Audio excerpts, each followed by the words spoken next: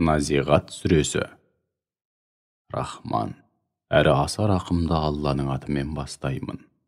Кәпірлердің жанын аяусыз жұлқып, суырып алушы періштелерге, мүміндердің жанын қинамай, байыппен алушы періштелерге, иләһи пәрмендерді бұлжытпай орындау мақсатында, аспан кеңістігінде жүзіп жүрген періштелерге, міндеттерін мүлтіксіз орындауда бір-бірімен жарысатын періштелерге, Алланың пәрменімен болмыстағы жауын жаудыру, жел тұрғызу сынды табиғи құбылыстар мен өзге де елеулі істерді жүргізуші періштелерге серт. Қиямет сөзсіз орнайды. Сол күні Сурдың, яғни Исрафил періштенің ғаламат сырнайынан шығатын ащы үн жер әлемді тітіретіп, дүр сілкіндіреді. Оның артынша жер әлемді тітірететін тағы да бір ащы үн шығады. Сол күні кейбір жүректер үрейден дүрсіл қағады. Олардың, яғни жүрегі дүрсіл қағып, аузына тығылған кәпірлердің үрейге толы көздері мөлиіп төмен қарайды.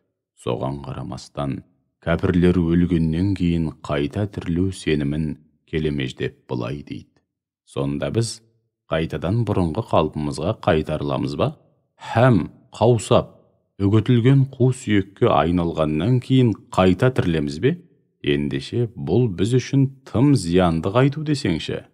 Олар не десе де, болатын іс болады. Һәм бір ғана ащы үнмен, яғни Исрафил періштенің Сурды бір рет үрлеуімен жүзеге асады. Сол-ақ екен, бәрі теп-тегіс махшар алаңына жинала қояды. О Мұхаммед, саған Мұсаның хабары жетті ме? Есіңде болса, қасиетті Тур алқабында Раббысы оған былай үн қатқан еді. Перғауынға бар, өйткені ол әбден азғындады. Бар да оған жамандық атаулыдан арылып, тазарғың келеме деп айт. Ондай ойың болса, саған Раббыңа тура апаратын жолды көрсетейін. Сонда оған тағзыммен мойын сұнарсың. Негізінен Мұса алейхиссалам тек Исраил ұрпақтарына ғана емес, Перғауын мен оның еліне де тура жолды нұсқау үшін жіберілген еді. Олар Мұсаның сөзіне құлақ аспаған соң, Мұса өз қауымын Мысырдан көшіріп алып кетуге міндеттелген еді. Мұса Перғауынға барды да оған ең үлкен мұғжизасын көрсетті. Алайда Перғауын оған сенбеді һәм қарсы келді. Онымен қоймай, Мұсадан теріс айналып, дұшпандық әрекетке көшті. Халқы мен әскерін жинап алып, үндеу тастады. Сендердің ең ұлық Раббыларың мына менмін деді. Ақырында Алла оны бас салып, ақиретте һәм осы дүниеде баршаға сабақ болатындай етіп, оңдырмай жазалады. Шүбәсіз мұнда Алладан тағзыммен именетін әрбір жан үшін ғибрат бар.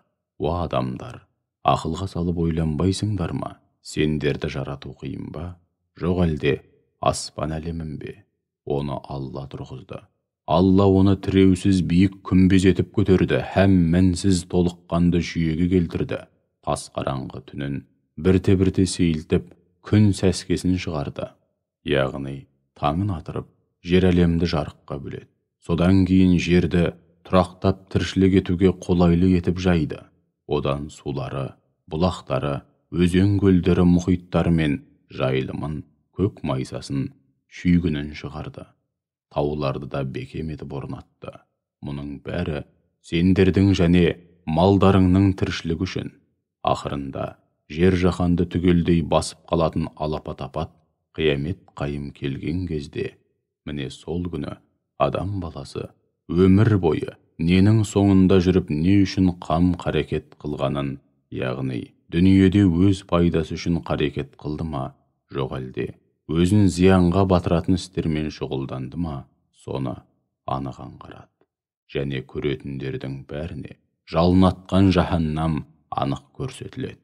Міне сонда кім-де-кім азғындап шектен шыққан, әрі дүниенің қу тіршілігін ақиреттен артық көрген болса, онда шүбәсіз оның ақыр соңында барып паналайтын жері сол жалынатқан жаһаннам болмақ. Ал кім-де-кім күндердің күнінде Раббысының дәргейіне баратынын ойлап, шынымен қорыққан һәм нәпсісін әуейліктен тыйған болса, шүбәсіз, оның ақыр соңында барып паналайтын жері жәннат болмақ. Уа Мұхаммед, олар қашан орнайды деп, сенен қиямет жайлы сұрауда, сен оны қайдан білесің? Ол жайлы сен не айта аласың? Оның соңы Раббыңа барып тіреледі. Яғни оның кесімді уақыты Раббыңа ғана аян. Ал сен болсаң, одан шынымен қорқатындарды алдын ала сақтандырушы, ескертуші ғанасың. Олар кәпірлер, сол ұлы күнді көргенде, дүниеде бір кеш, немесе бір сәскелік уақыт қана тұрғандай болады.